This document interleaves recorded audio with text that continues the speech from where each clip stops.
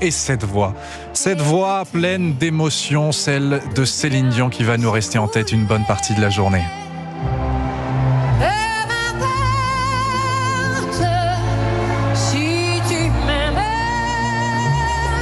Céline Dion qui chante la France du haut de la Tour Eiffel sous une pluie battante pour la cérémonie d'ouverture des Jeux Olympiques de Paris.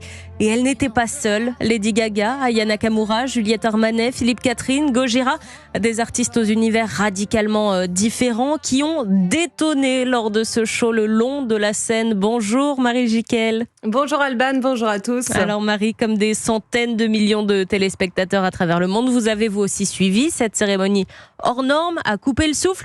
1800 danseurs, des stars, on le disait à l'instant, 4 heures de spectacle, rien que ça on a envie de dire. Oui, la France s'est tue hier soir, hypnotisée par cette cérémonie, la meilleure de l'histoire, peut-on lire dans les colonnes de Marca, l'équivalent espagnol de notre journal L'Équipe.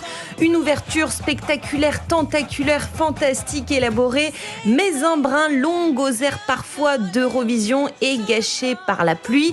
Le Télégraphe s'en amuse. Ce serait dommage d'annuler la finale du 100 mètres parce que les coureurs ont été décimés par une épidémie de rhume.